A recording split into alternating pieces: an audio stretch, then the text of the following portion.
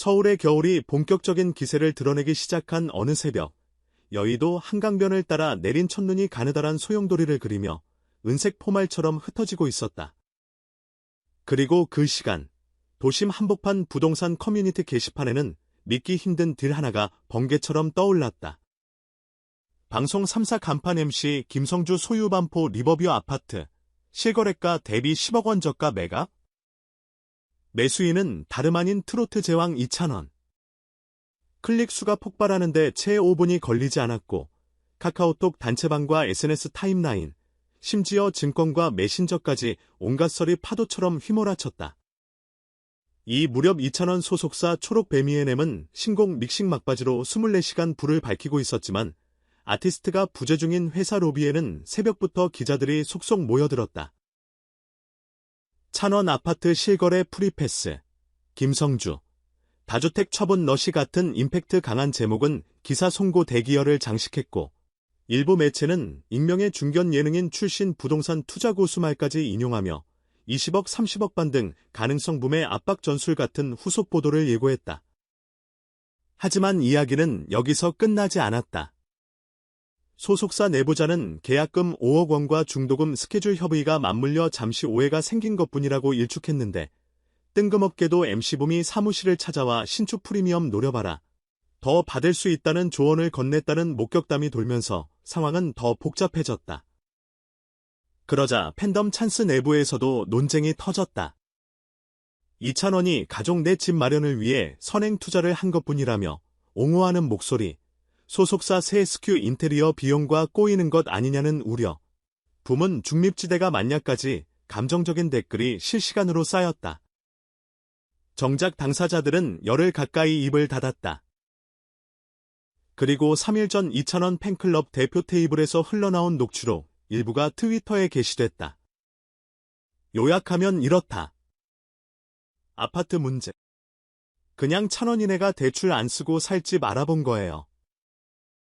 김성주 선배님이 먼저 부담 없을 가격에 제안했고 찬원은 선배님 아들들 교육 환경까지 계산해 그럼 다시 비싸게 팔아드리는 게 맞다고 말씀드린 상황입니다.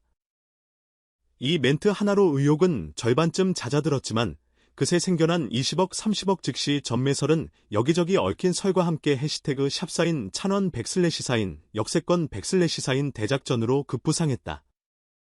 그 와중에도 이찬원의 브랜드 파워는 흔들리지 않았다.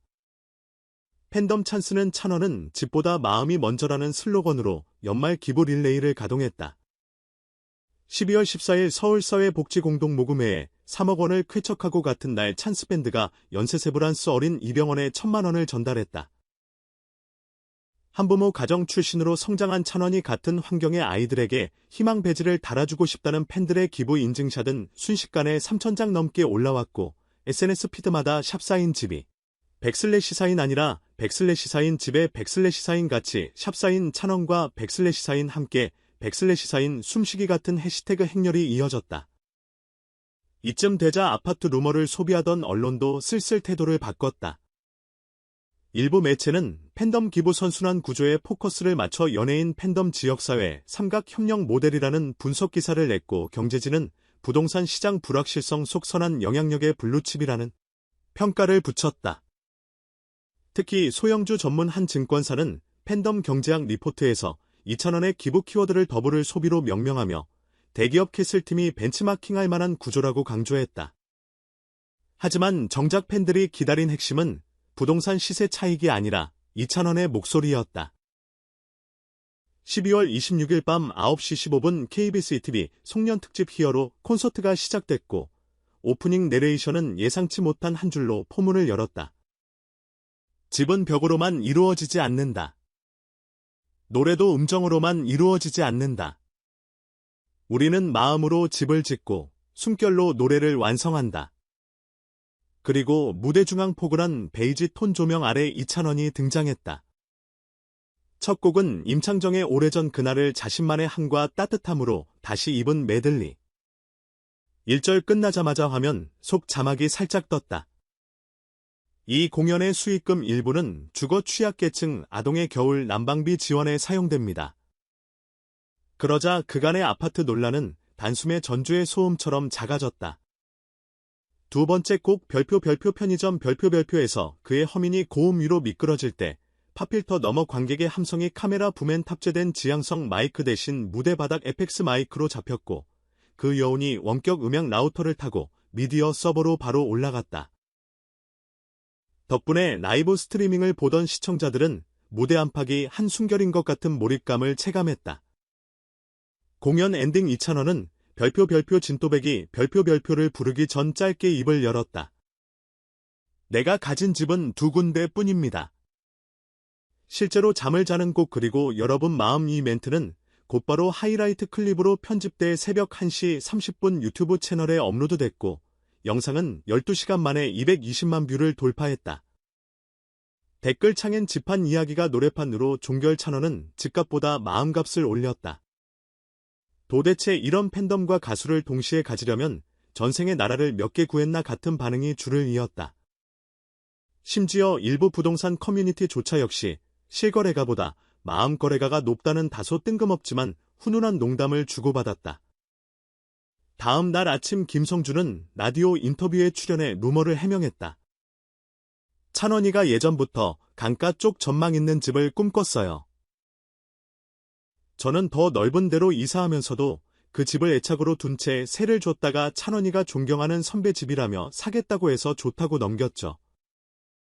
그런데 붐이 와서 이건 판교 테크노밸리 코딩 교육부도 살 아파트라며 시세 얘기를 해서 양쪽의 민폐였습니다. 그는 결국 찬원이가 다시 가격을 올려 불러도 자신이 처음 약속한 금액을 지키겠다고 고집했다며 웃었다. MC는 선후배 사이 신뢰가 시세 차익보다 쉽지 않다고 받아쳤고 라디오 게시판에는 2,000원 융자 없는 진정성이라는 고평이 달렸다. 아파트 논란은 이렇게 정리되는 듯 했지만 이야기는 여기서 끝나지 않았다. 찬스 내부에서 자발적으로 전세 사기 피해 가정지원 프로젝트를 기획한 것 시작은 단순했다. 우리가 흘린 루머 클릭으로 광고비가 올랐는데 그 불편한 관심을 선행으로 환전하자 온라인 바자회 한정판 굿즈 미니, 직캠 DVD 등을 모아 1차로 1억 2천만 원을 모으자 기획사가 깜짝 추가 후원을 붙였다. 교통사고로 집을 잃은 가족, 미납관리비로 강제퇴거 위기에 놓인 청년 1인 가구 등에 실제로 지원이 들어갔고 여론은 패닉꽃 재난 컨트롤 타워라는 묘한 차원으로 진화했다. 바야흐로 연예인 팬덤 언론 부동산 시장이 교차하며 생긴 해프닝은 결국 주거권과 문화권을 한데 묶는 거대한 사회적 해석으로 귀결됐다. 어느 칼럼니스트는 이렇게 적었다. 집을 둘러싼 시세 소문이 노래 한 곡으로 반전될 때 우리는 스타 마케팅을 넘어 문화지생이라는 말까지 떠올린다. 2,000원의 음성 주파수엔 우리가 잃어버린 안전지대를 재건축하는 청사진이 숨어있다. 그리고 오늘 2,000원은 또 다른 싱글 발매를 예고했다. 제목은 어느 한 채의 겨울. 팬들은 벌써 해석에 열을 올린다. 찬원이 자기 집 매각 1화를 노랫말로 녹였을 거다. 집은 결국 따뜻한 마음 한켠이라는 메시지일 거다 등등. 무엇이 되었든 이번 곡이 나오면 팬들은 먼저 기부처를 물색하고 기자들은 먼저 숨은 스토리를 추리하며 부동산 커뮤니티는 또다시 가창력 지수와 평당 시세를 얼거게시글을 생산할지도 모른다. 결국 아파트와 루머 그리고 그 반전을 낳은 단 한 줄 도네이션 퀸테까지. 이 모든 서사가 시사하는 바는 의외로 간단하다. 노래는 종종 집이 된다. 안전하게 숨어서 울음을 삼킬 수 있는 작은 방이자 설레는 마음으로 미래를 설계할 수 있는 큰 거실. 2,000원은 자신의 목소리로 그런 집을 지낸다. 그 벽은 기부금과 팬심 그리고 묵묵히 지켜보는 대중의 공명으로 단단해진다. 그래서 올겨울 우리가 얻은 가장 따뜻한 전셋집은 어쩌면 단 한 곡절이 멜로디인지도 모른다.